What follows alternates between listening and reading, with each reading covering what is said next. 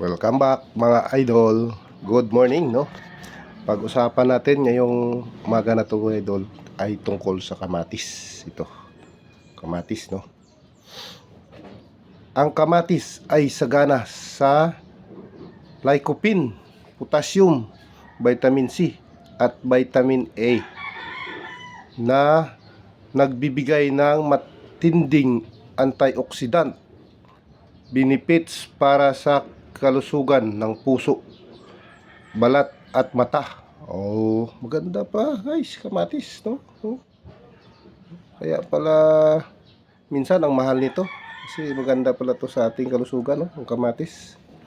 Ang regular na pagkain nito ay tumutulong sa pagpapababa ng blood pressure. Oh, alam niyo na guys, magbaba yung blood pressure dito. Pagpapalakas ng resistensya at pag-iwas sa ilang uri ng kanser, lalo na kung ito ay luto. Yun, di ba? Narito ang pangunahing benepisyo ng kamatis. Pusong malusog. Dahil sa mataas na potassium at lycopene, tumutulong ito sa pagpapababa ng blood pressure at masamang kolesterol, di ba? Anti-cancer properties. Ang lycopene ay mabisang antioxidant na nagpababa ng risk sa prostate, lung at stomach cancer. So yun guys, no? Maganda ang mga benepisyo dito sa kamatis, no? Maganda sa balat.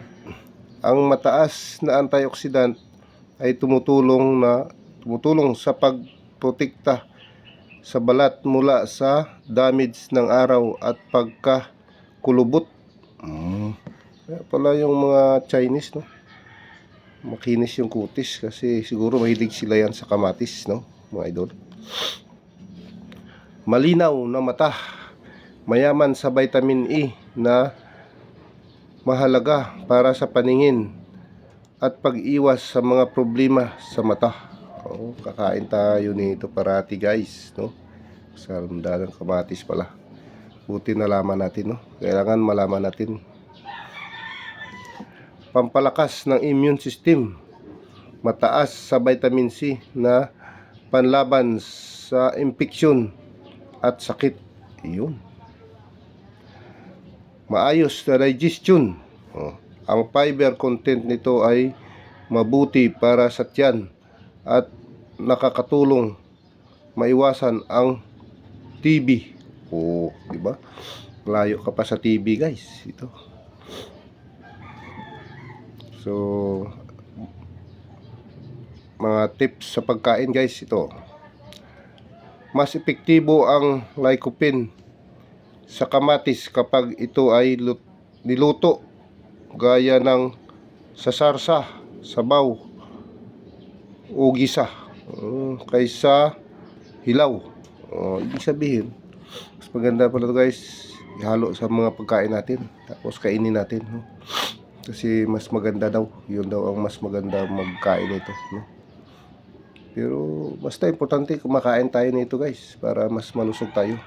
Marami pala tayo dito makukuhang mga benepisyo. So yun guys, no? Simula ngayon, kumain na kayo ng kamatis para maraming benepisyo sa katawan, no? Para maging malusog pa tayo lalo. So yun lang guys, no? Hanggang dito na lang, no? Sana may na ibibigay tayo na kaalaman sa inyo, no? Sana may nakuha kayo na kaalaman tungkol sa kamatis, no? So yun lang guys, sana wag niyo kalimutan i-follow, like and share ang ating video para malaman din ng iba nating mga kababayan na maraming benepisyo ang makukuha natin dito sa kamatis. So hanggang dito na lang guys, thank you.